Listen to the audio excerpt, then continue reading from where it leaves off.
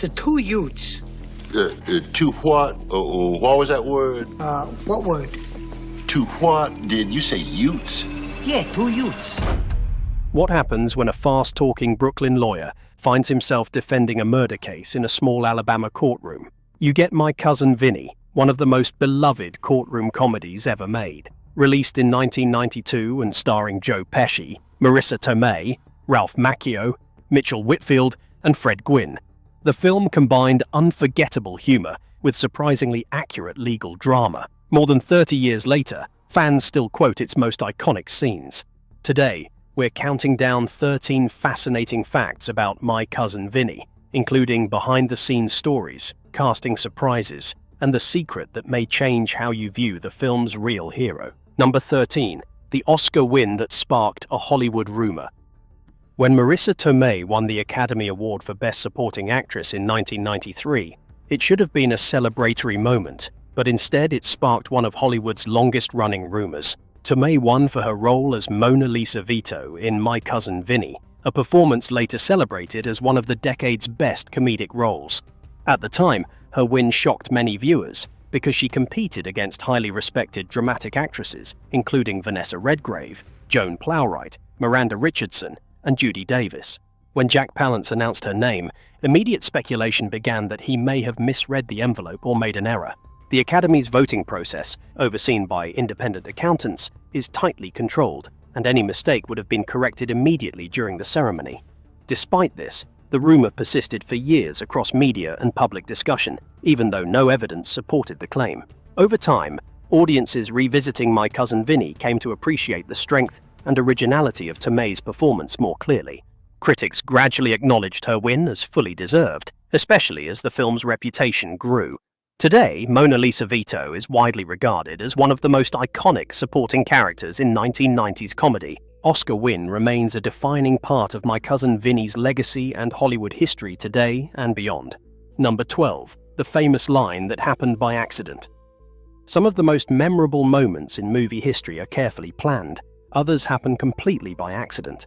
The iconic two youths exchange in My Cousin Vinny falls into the second category. Before filming, director Jonathan Lynn met with Joe Pesci to go over the script and rehearse key courtroom scenes. Lynn, a British filmmaker with a legal background, spoke very differently from Pesci's fast, Brooklyn-accented delivery. During their discussion about the young defendants, Pesci kept saying youths, but his thick accent made the word sound very different to Lynn. Confused, Lynn stopped and asked what a ute actually was. The misunderstanding immediately broke everyone in the room into laughter. Instead of ignoring it, Lynn realized the moment perfectly reflected the film's core idea: different cultures and speech styles colliding in a courtroom where no one fully understands each other. He decided to keep it and built the exchange directly into the script. When filming began, Fred Gwynne turned that small misunderstanding into one of the film's most memorable comedic beats. His judge's slow, confused reaction and patient repetition made the moment even funnier on screen. What makes it work is its simplicity. There are no big setups or exaggerated punchlines, just a natural misunderstanding played completely straight. That simplicity is exactly why it became one of the most quoted scenes in the entire film. More than 30 years later, audiences still repeat it, proving that some of the best comedy isn't written, it's discovered. Number 11. The comedy that earned respect from real lawyers. Most courtroom movies lean heavily on drama over realism. Witnesses suddenly reveal shocking truths, attorneys deliver emotional speeches, and cases are often won through dramatic outbursts rather than careful legal strategy. Despite being a comedy, the film earned an unexpected reputation among legal professionals for its surprisingly accurate depiction of courtroom procedure. A major reason for this authenticity was director Jonathan Lynn's background in law. Before moving into filmmaking, he studied law and had first-hand knowledge of how real courtrooms function. He also researched actual criminal trials during production to keep the details grounded. The result was a film that balanced humor with realism in a way few courtroom comedies manage. One of the most praised elements was Vinny's approach to cross-examination. Unlike typical movie lawyers, he doesn't rely on dramatic speeches or surprise evidence. Instead, he asks careful, structured questions, spots inconsistencies, and gradually exposes weaknesses in witness testimony. His method reflects a core trial strategy: Never ask a question unless you already know the answer. Because of this, legal educators have even used scenes from the film to teach courtroom procedure and witness examination techniques. That's a rare achievement for a comedy best known for jokes about grits and cars. Over time, My Cousin Vinny went from a light-hearted hit to one of the few Hollywood courtroom films consistently respected by real lawyers. Number 10. The car testimony that was surprisingly accurate. One of the standout moments in My Cousin Vinny comes when Mona Lisa Vito takes the witness stand. On the surface, it plays like a comedic courtroom exchange built around tire tracks, suspension systems, and detailed automotive facts about classic American cars. But beneath the humor is a surprising level of technical accuracy that has impressed car enthusiasts for decades. Screenwriter Dale Launer had a strong personal interest in automobiles and spent years learning about engines, performance specifications, and vehicle design. That knowledge quietly influenced Mona Lisa's testimony.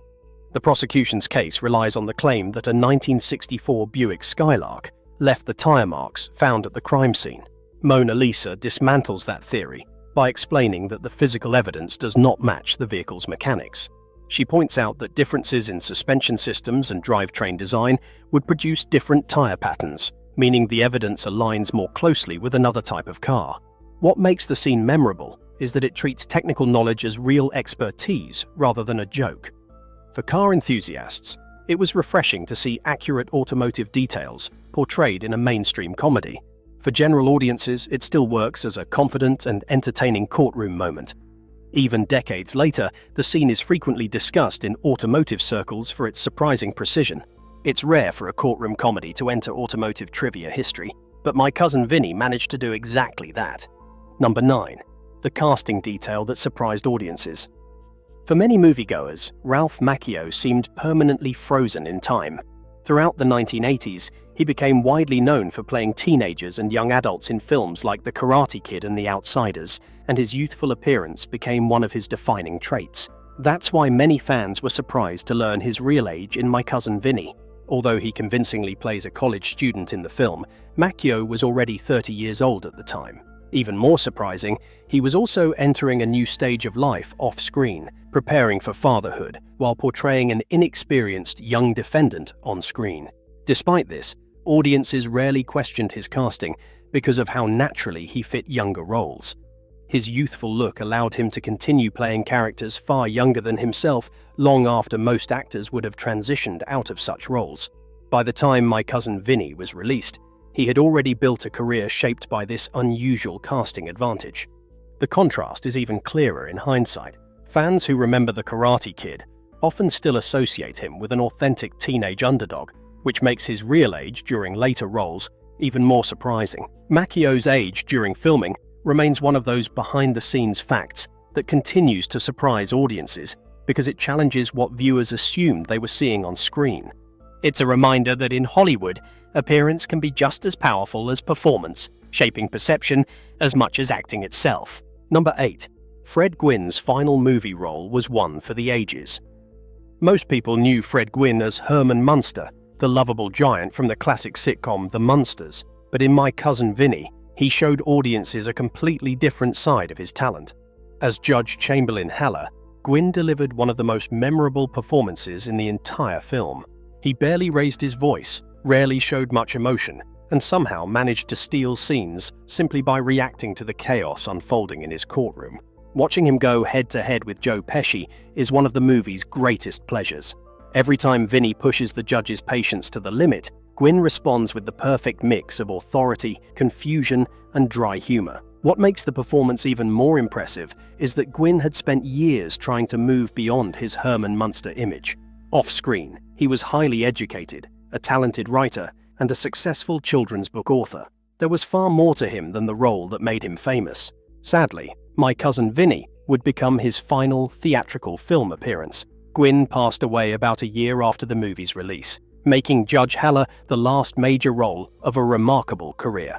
Fortunately, he went out on a high note. Decades later, many fans still consider Judge Haller one of the funniest and most memorable judges ever put on film. Number 7. The grits scene that quietly destroyed a witness. Every courtroom movie has a moment when everything suddenly changes. Sometimes it's a surprise witness, Sometimes it's a shocking piece of evidence. In My Cousin Vinny, it was breakfast. One witness confidently testified that he saw the defendants enter the store, started cooking grits, and then heard a gunshot about 5 minutes later. For the prosecution, it sounded like a solid timeline. For Vinny, it sounded completely wrong. Why? Because real grits don't cook that fast. As Vinny starts asking questions, the witness proudly explains that he cooks traditional grits and would never use instant grits. That's when the trap snaps shut. If he used regular grits, the timeline doesn't work. If he used instant grits, he contradicts his own testimony. Either way, his credibility takes a major hit. The genius of the scene is how simple it is. You don't need a law degree to understand what's happening. The entire courtroom and the audience can follow the logic immediately. That's one of the reasons the movie works so well. Vinny doesn't win because he's the smartest lawyer in the room. He wins because he notices details that everyone else overlooks. And in this case, those details happen to involve a bowl of grits. Number 6. A real-life story helped create Vinnie Gambini. Believe it or not, the idea for Vinnie Gambini started with a story about someone struggling to pass the bar exam. Years before writing the screenplay, writer Dale Lorna heard about a man who had failed the exam multiple times and kept taking it again. Most people would hear that story and move on. Lorna couldn't stop thinking about it. What kind of lawyer would someone become after facing that many setbacks? What would happen if a person who kept failing eventually got their chance to prove themselves? Those questions became the foundation of Vinnie Gambini. Unlike the polished attorneys you usually see in movies, Vinnie isn't a legal superstar. He's an underdog. He makes mistakes, gets frustrated, and often looks completely out of place, but he refuses to quit. That determination is what makes audiences root for him. Interestingly, Lorna originally imagined Vinnie as dyslexic, which would have helped explain his repeated struggles with written exams. That detail was eventually removed from the script, but the core idea remained. Vinnie wasn't supposed to be perfect. He was supposed to be persistent, and that's a big reason why the character still connects with audiences today. Number 5. Joe Pesci wasn't the studio's first choice. Today, it's almost impossible to imagine anyone other than Joe Pesci playing Vinnie Gambini. The role feels tailor-made for him. But surprisingly, Pesci wasn't the studio's first choice. At one point, executives were seriously considering comedian Andrew Dice Clay for the role. The controversial stand-up star was riding a wave of popularity in the early 1990s and had a development deal with the studio. For a while, it looked like he might land the part. Then things changed. Clay's career hit a rough patch, the project lost momentum, and the casting process started all over again.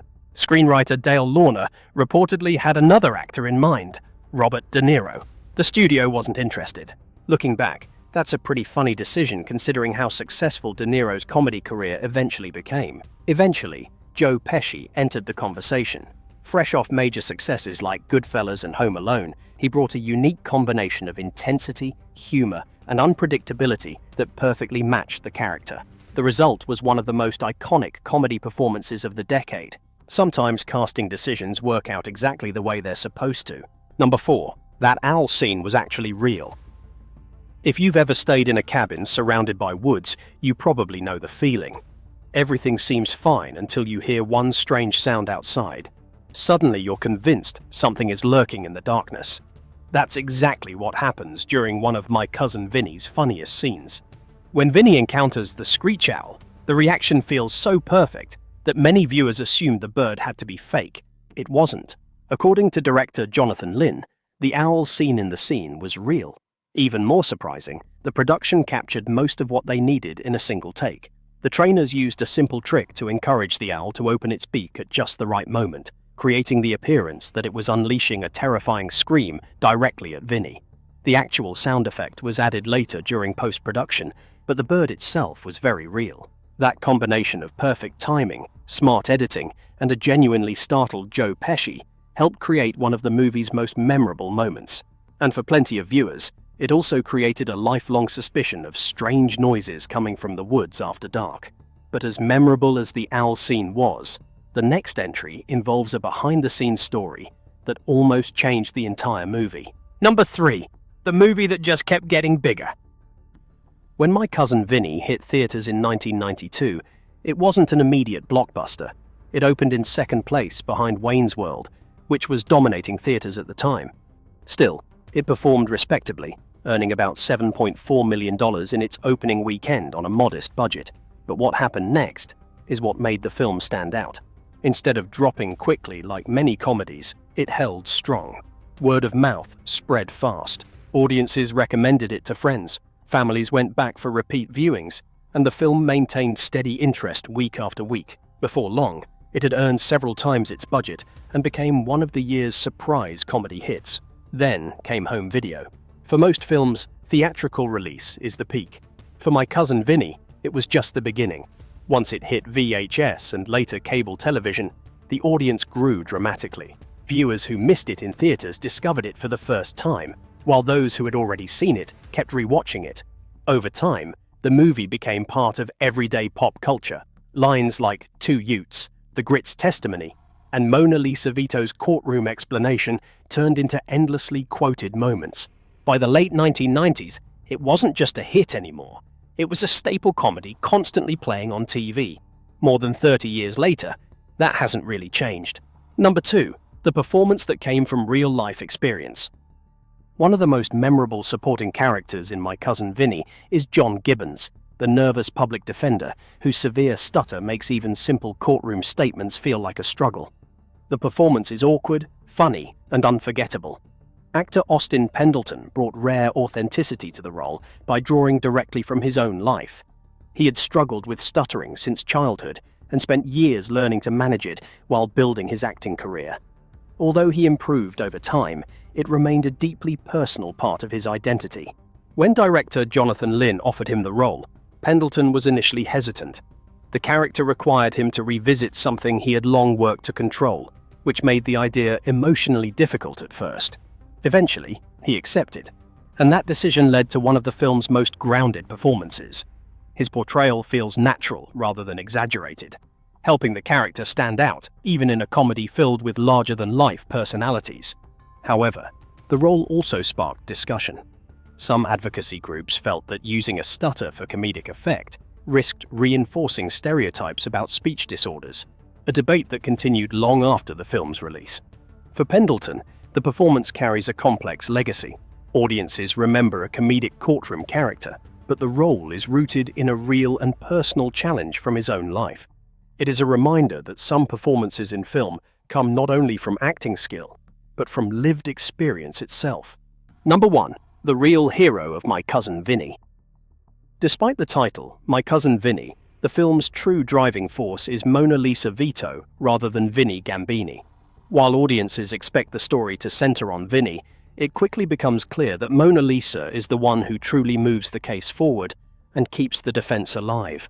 Marisa Tomei was not yet a major star when she was cast, and studio executives initially preferred more established actresses.